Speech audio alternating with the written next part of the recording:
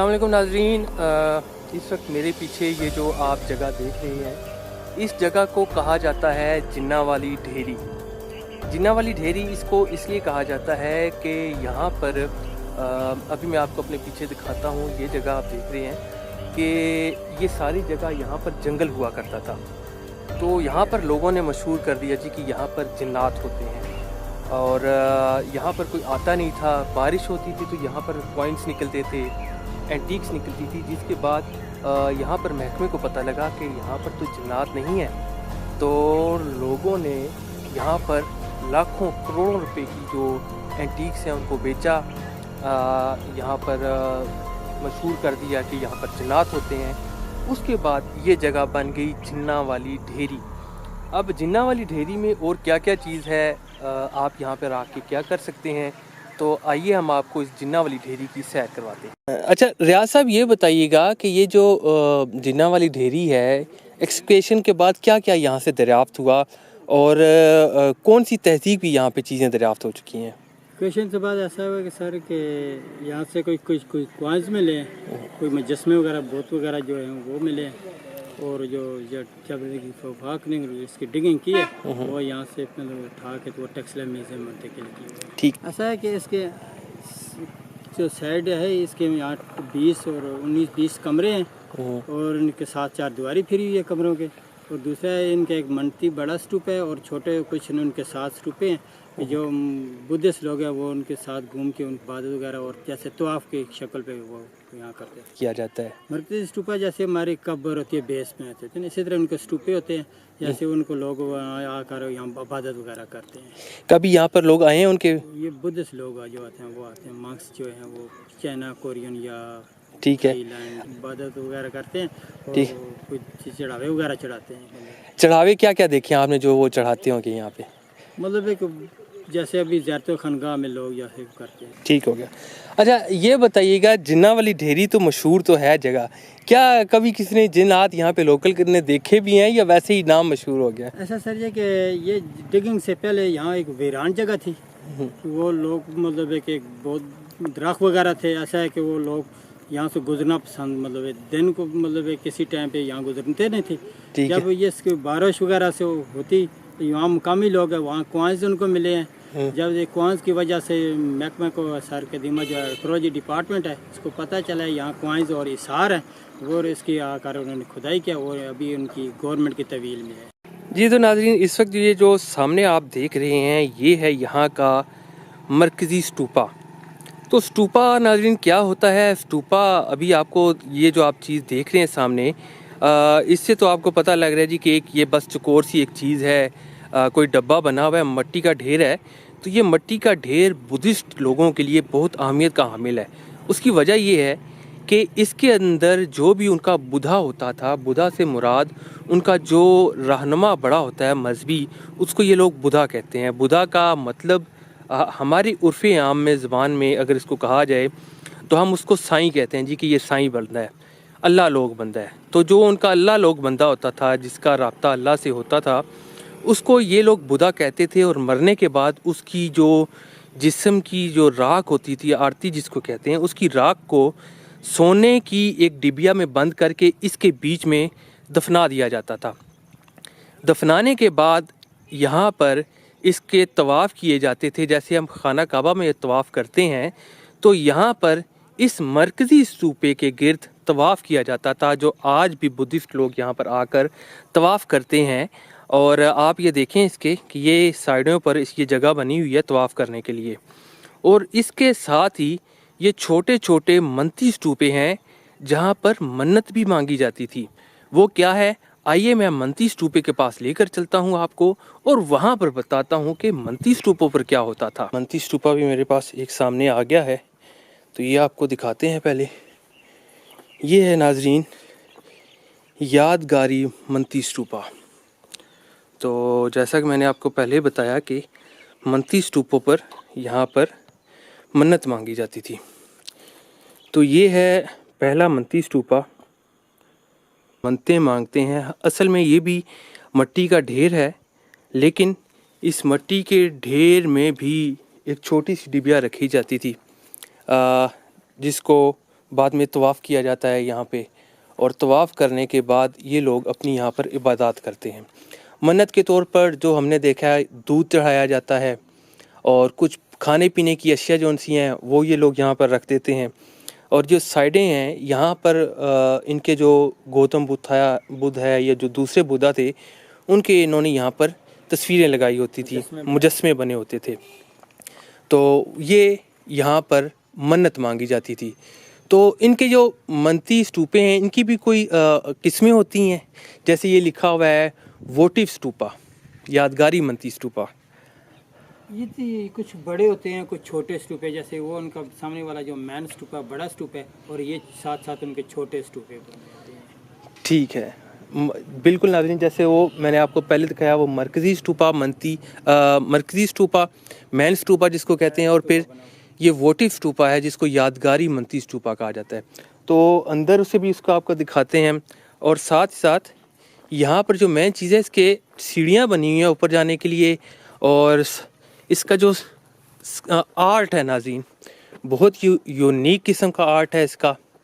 और यहाँ पे भी आप देखें कि ये इसके भी इतराफ में छोटे मनती स्तूपे बने हुए हैं। और इन स्तूपों को मैं आपको क्लोज करके दिखाता हूँ कि जो इसका स्ट्रक्चर है, जो कदीम रोमन तहज़ीब है उससे मिलता जुलता है। ये आप देखें,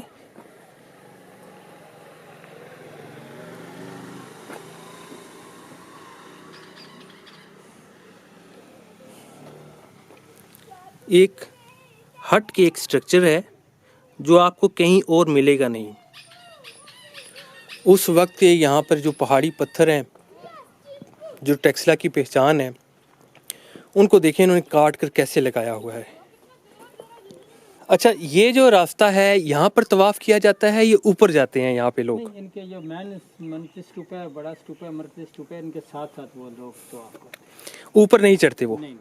ठीक है नाज़रीन, अभी चलते हैं, आपको तवाफ़ का भी दिखाते हैं कि अच्छा तवाफ़ में क्या क्या करते हैं लोग। सिर्फ पढ़ते हैं कुछ वो लोग? पढ़ते हैं वो अपनी ज़बान में। ठीक है, तो नाज़रीन ये देखें स्ट्रक्चर इसका, और इसके ऊपर छोटे छोटे जो से उन्होंने अपने स्कल्पचर रखे हुए थे, जो उनके वो बुत होते हैं। तो उनकी कुछ अपनी साइंस होगी, पता नहीं है उसका, लेकिन इसका जो स्ट्रक्चर बना हुआ है नाज़रीन बहुत ही यूनिक है।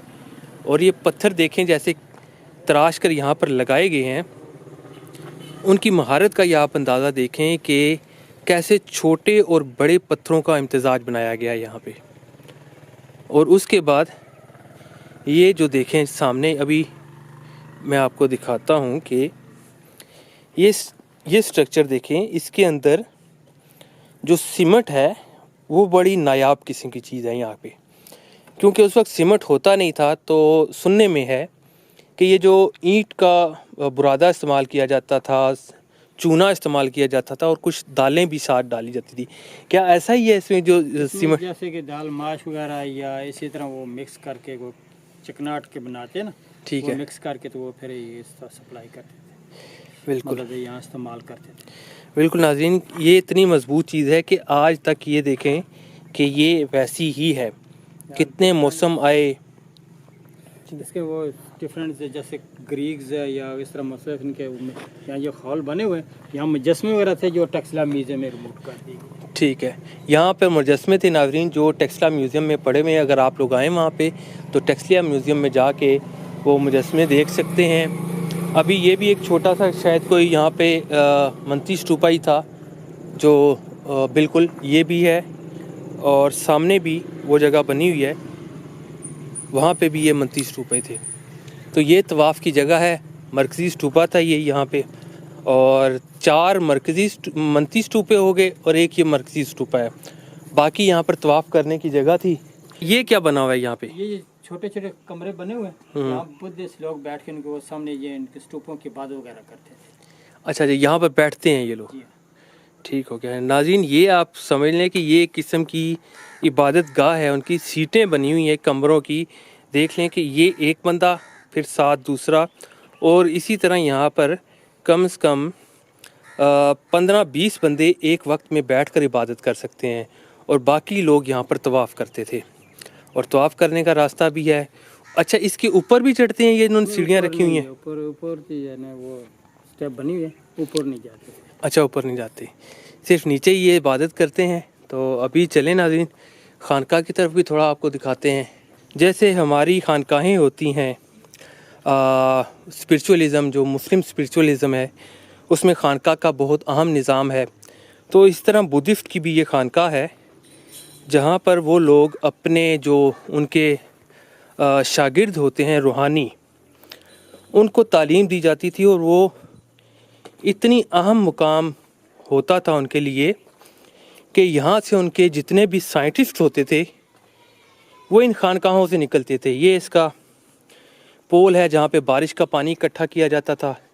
इसके अंदर लोटस फ्लावर होते हैं, वो रखे जाते थे।